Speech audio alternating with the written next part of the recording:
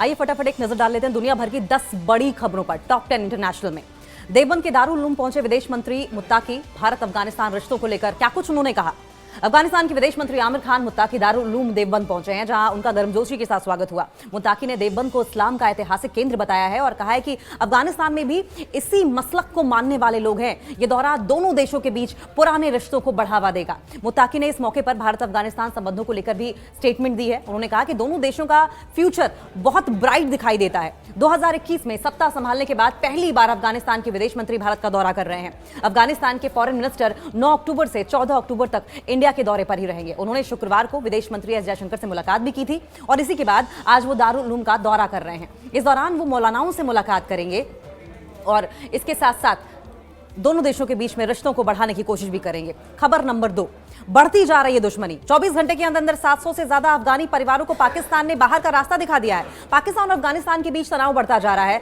गुरुवार रात को पाकिस्तान ने काबुल पर मिसाइलें बरसा दी और इसी के बाद देश से अफगानी परिवारों को बाहर का रास्ता दिखाने का भी काम पाकिस्तान कर रहा है। पाकिस्तान में रह रहे कई अफगान शरणार्थियों ने जबरन निर्वासन और हिरासत की भी शिकायत की है। अफगानिस्तान में संयुक्त राष्ट्र शरणार्थी एजेंसी UNHCR के उप प्रवक्ता फरामर्ज बार्जिन ने कहा है कि 1 सितंबर से 4 अक्टूबर के बीच बड़ी संख्या में अफगानिस्तान नागरिक पाकिस्तान से लौटे हैं। अफगानी मीडिया से बात करते हुए बार्जिन ने कहा कि 1 सितंबर 2025 से लेकर इस साल 4 अक्टूबर तक 1,71,000 से ज्यादा लोग पाकिस्तान से अफगानिस्तान लौट चुके हैं और पाकिस्तान है कि आमादा है अफगानिस्तान वासियों को, अफगानियों को बाहर का रास्ता दिखाने में। खबर नंबर 3, कोविड वैक्सीन को जहर कहने वाले ट्रंप ने अब खुद ही कोविड की डोज लगवाई है।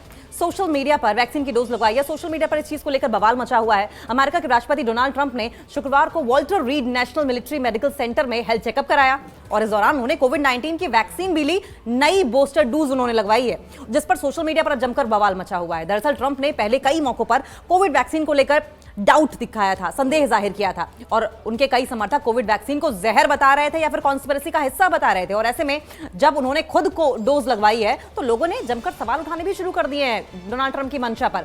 खबर नंबर 4, सेना की भव्य परेड, खतरनाक हथियारों के करतब दिखाए गए।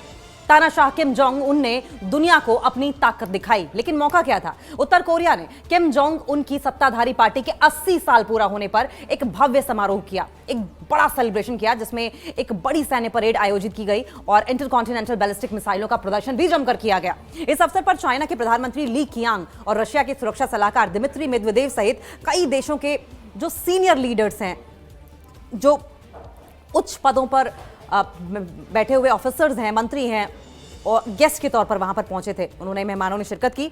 बैलिस्टिक मिसाइलों से करतब भी दिखाए गए। कमाल की बात तो ये थी, इस परेड के दौरान नॉर्थ कोरिया ने कई डेंजरस वेपन्स, कई खतरनाक हथियारों से करतब दिखाया, जिसमें इंटरकॉन्टिनेंटल बैलिस्टिक मिसाइलें भी शामिल थीं। उत्तर कोरिया में इस कार्यक्रम का आयोजन किया गया था। चाइना, रशिया और वियतनाम के बड़े पदों पर बैठे नेता इस कार्यक्रम में मौजूद थे। खबर नंबर 5, डोनाल्ड ट्रंप को क्यों नहीं मिला शांति पुरस्कार?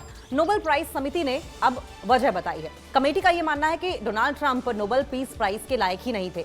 अमेरिकी राष्ट्रपति डोनाल्ड ट्रंप के प्रयासों के बावजूद वेनेजुएला की मरिया कोरिना मचाडो को नोबेल शांति पुरस्कार मिला। कमेटी के अध्यक्ष ने, कमेटी के प्रेसिडेंट की ओर से बताया गया है कि ट्रंप को क्यों नजरअंदाज किया गया, क्योंकि वे अल्फ्रेड नोबेल के सिद्धांतों पर, उनकी पॉलिसीज पर खरे नहीं उतरे। पिछले साल ये पुरस्कार जापान के निहोन हिंडाक्यो को दिया गया था। अब देखिए कमेटी की ओर से क्या कहा गया है। कमेटी के प्रेसिडेंट ने कहा है कि मुझे लगता है कि इस कमेटी ने हर तरीके से, हर प्रकार के अभियान और मीडिया का ध्यान रखा है।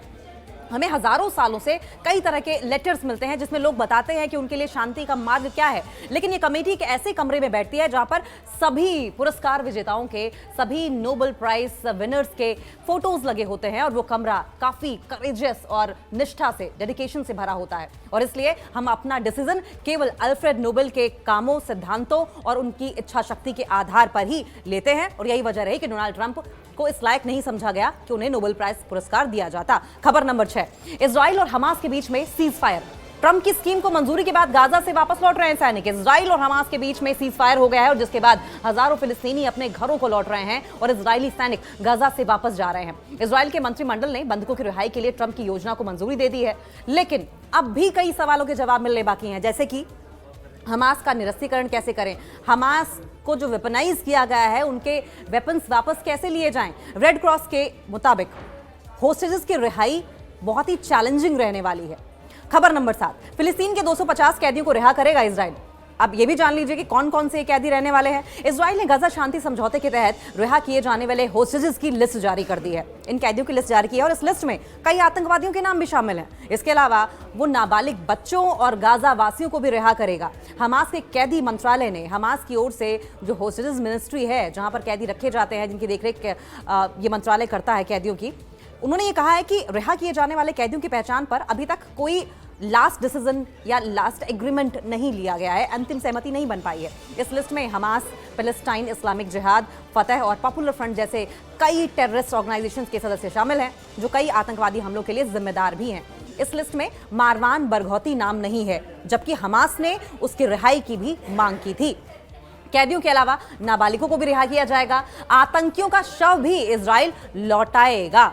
खबर नंबर 8, जिस देश में रहते हैं 90% मुसलमान, वहां क्यों है बुर्के पर बैन? अभी आपको याद होगा कि इटली में जॉर्जिया मेलोनी की ओर से बुर्का पहनने पर बैन लगा दिया गया और कहा गया कि जो बुर्का पहनेगा उस पर कार्रवाई की जाएगी, उन पर जुर्माना लगाया जाएगा। लेकिन 90% जनता होने के बावजूद, 90% मुसलमान जनता होने के बावजूद ऐसा कौन सा देश है जहां पर बुर्के पर बैन है? दरअसल वो तजाकिस्तान है।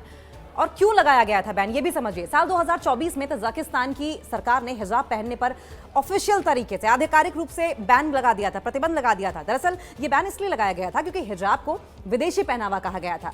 तजाकिस्तान में लगभग 90% आबादी मुस्लिम होने के बाद भी देश के राष्ट्रपति रहमान का मानना यह था कि हिजाब ताजिक संस्कृति का हिस्सा नहीं है और इसलिए इसको बैन किया गया। इस अमेंडमेंट में on regulation of holidays and ceremonies नामक मौजूदा कानून को बदला गया और उन सभी कपड़ों के इंपोर्ट पर, बिक्री पर, प्रचार पर, पहनने पर बैन लगा दिया गया जिन्हें राष्ट्रीय संस्कृति के लिए विदेशी माना गया था, वहां के कल्चर के लिए फॉरेन कल्चर माना गया था। खबर नंबर 9, ट्रंप को नोबेल नहीं मिलने पर पुतिन ने जेलेंस्की का जबरदस्त मजाक उड़ाया है। सुझाव को बताया बहुत ही हास्यास्पद। जेलेंस्की ने कहा था कि युद्ध खत्म करने की योजना आसान नहीं होगी, लेकिन ये निश्चित रूप से आगे बढ़ने का रास्ता है और अगर ट्रंप दुनिया को, खासकर यूक्रेनी लोगों को, ऐसे सीज फायर का मौका देते हैं तो हां, उन्हें नोबेल शांति पुरस्कार के लिए जरूर नॉमिनेट किया जाना चाहिए। जेलेंस्की के सुझाव पर एक सवाल के जवाब में पुतिन ने यह कहा कि मुझे लगता है कि कीव शासन के वर्तमान प्रमुख की राय ऐसी चीज नहीं थी जिसमें नोबेल कमेटी जो है वो निर्णय लेने में किसी भी तरह का इंटरेस्ट दिखाती, लेकिन नोबेल शांति पुरस्कार और हथियार की आपूर्ति के बीच में ये जबरदस्ती का संबंध जोड़ना वाकई हास्यास्पद है। इस पर हंसी आनी चाहिए, बहुत ही मजाकिया सा साउंड करता है और ये प्रेजेंट सिनेरियो में कीव शासन के स्तर को, कीव का जो शासन है यानी कि जेलेंस्की की जो सोच है उसके लेवल को भी दर्शाता है। खबर नंबर 10, पाकिस्तान में पुलिस ट्रेनिंग स्कूल पर हमला किया गया। 6 आतंकी ढेर हुए हैं, 3 पुलिसकर्मियों की मौत हुई है। 2016 में भी इसी तरीके से पुलिस ट्रेनिंग सेंटर पर अटैक किया गया था जिसमें 60 से ज्यादा लोग मारे गए थे। पाकिस्तान में लगातार अटैक बढ़ रहे हैं। जो लेटेस्ट इंफॉर्मेशन मिल रही है उसके मुताबिक यहाँ के खैबर पख्तूनख्वा प्रांत के डेरा इस्माइल खान में आतंकी संगठन तहरीके पाकिस्तान के टेररिस्ट ने पुलिस ट्रेनिंग स्कूल पर एक आत्मघाती हमला करने की कोशिश की, लेकिन समय रहते पाकिस्तानी सुरक्षा बलों ने इसे नाकाम कर दिया। इस आतंकी मुठभेड़ में 6 आतंकवादियों के मारे जाने की खबर मिल रही है। वहीं 3 पुलिसकर्मियों की भी मौत की खबर सामने आई है और यह इंसिडेंट उस समय पे हुआ है जब 7 से 8 भारी हथियारों से लैस टेररिस्ट ने दक्षिणी वजीरिस्तान सीमा के पास, दक्षिणी वजीरिस्तान बॉर्डर के पास Dera Ismail Khan police training centre पर भारी हथियारों से, भारी वेपन्स के साथ हमला कर दिया और इनिशियल रिपोर्ट्स के मुताबिक ये एक आत्मघाती हमला था। आत्मघाती हमलावर ने इस ऑर्गेनाइजेशन के निकट, इसके पास में खुद को उड़ा लिया, ब्लास्ट कर दिया, जिसके बाद हमलावरों और साथ साथ सुरक्षा बलों के बीच में भीषण गोलीबारी हुई थी और ये जो गोलीबारी अटैकर्स के बीच में, टेररिस्ट के बीच में और सिक्योरिटी गार्ड्स के बीच में थी वो काफी देर तक चलती रही थी।